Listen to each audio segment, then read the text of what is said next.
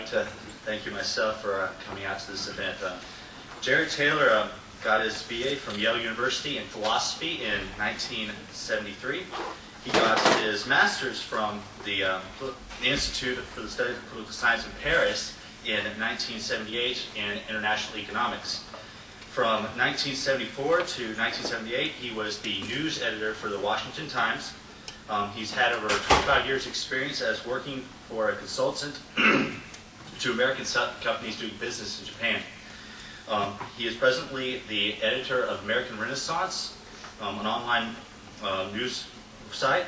It's found at www.amrenin.com since 1991. He is currently the president of the New Century Foundation and has been the president since 1994. He has written numerous books, including his most recent, The Real American Dilemma, Race, Immigration, and the Future of America, written in 1998. He has appeared at numerous universities to give talks such as this one, and has appeared on numerous major TV stations such as CNN to give talks on these subjects as well. So please join me in welcoming Jared Taylor.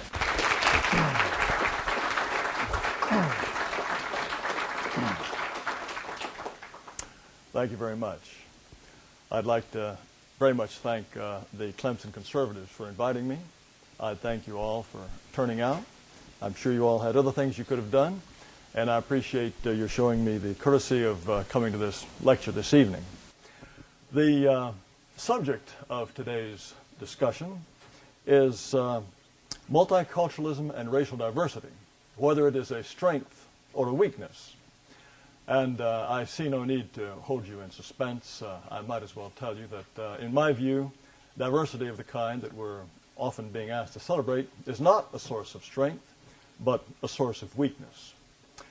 And I suppose I should first talk about what, in fact, diversity is. There are various kinds of diversity that we can think about and consider.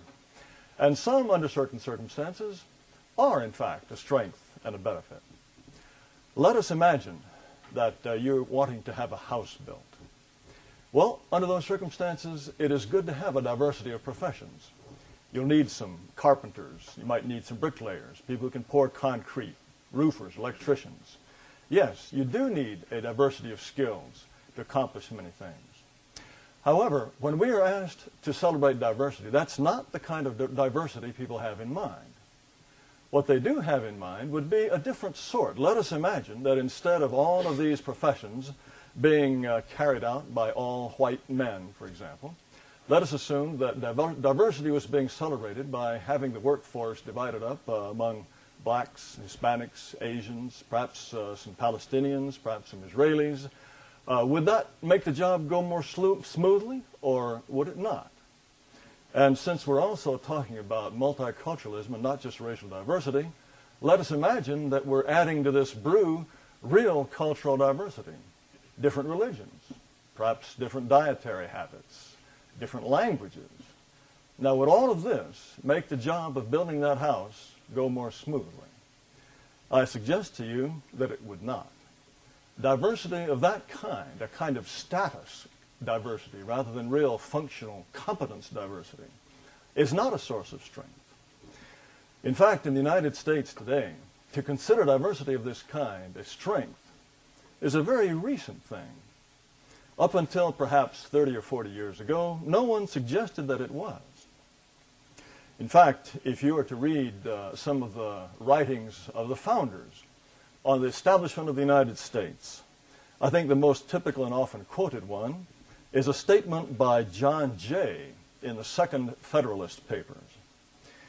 He gave thanks that, quote, Providence has been pleased to give this one connected country to one united people, a people descended from the same ancestors, speaking the same language, professing the same religion, attached to the same principles of government, and very similar in their manners and customs. He's talking about the very opposite of diversity. He's giving thanks for the fact that the people who founded and established the country were homogeneous, not diverse. I think it's also worth noting that after the new nation was established and the Constitution was ratified, one of the first things that this new country had to determine was who are we going to let into this country? What sort of country are we to be? And it was obviously a country that was growing largely through people coming from outside. And so the first naturalization law for the United States, passed in 1790, restricted naturalization to free white persons. There was a clear racial distinction in their mind as to what it meant to qualify as an American. Once again, not a celebration or an anticipation of diversity. Teddy Roosevelt is famous, of course, for having said repeatedly that in America there was no room for hyphenated Americans.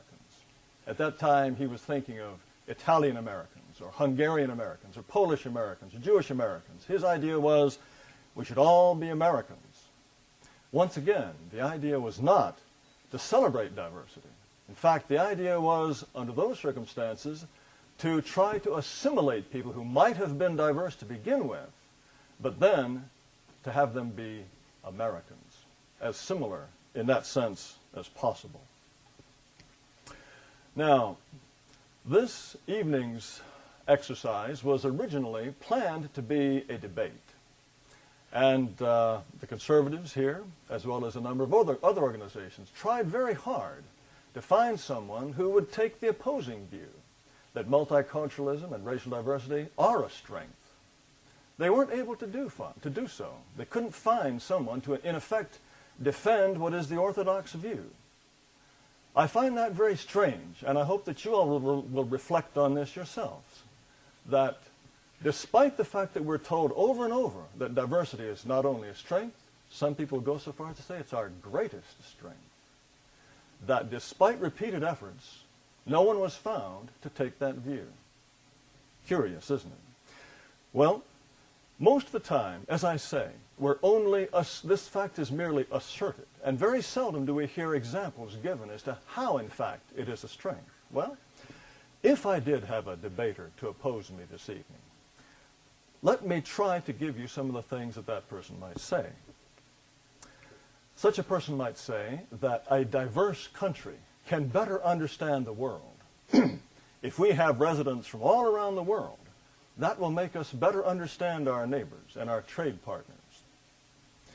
Well, I would suggest to you the United States is, in fact, more racially and ethnically diverse than at any time in its history. We're also more hated than at any time in our history. I would suggest to you also that it's not simply because we are a powerful nation and we are in the midst of war. In 1945, relatively speaking, the United States was vastly more powerful than it is today relative to any competing power. We had also just finished a war in which we had killed hundreds of thousands, perhaps as many as 1 million people. And yet, our nation was quite beloved at that time. We were not hated for our strength. Of course, in 1945, we were a considerably more homogeneous country, perhaps 85, 90% white. Today, whites are about perhaps 70% and increasingly losing numbers in terms of percentage. So I think the idea that somehow the presence of a racial diverse population is going to make us better understand the world certainly doesn't suggest that this is borne out by our current circumstances. Another theory might be that diversity is a good thing for trade. We have an increasingly shrinking world. Foreigners are closer and closer all the time. Trade is more rapid. Communication is constant. And that having a diverse population, once again, will help us better understand our trade partners and mean that we can have a nice trade surplus. Well, as any of you know here who have the least understanding of economics, you know that our trade deficit is very, very high. And in fact, the most successful trading nations in the world today, China, Japan, Korea, they certainly don't celebrate diversity. If you were to go to China, which now has, about an annual $100 billion trade surplus with the United States, if you were to suggest to them, look, fellas, you could export a whole lot more all around the world if you had maybe 1 million Nigerians, or maybe 500,000 Puerto Ricans, or 250,000 Pakistanis. Come on, that's how you can really boost your trade. They would call for the men in the white coats. They'd have a nice padded cell for you. They'd think you were nuts.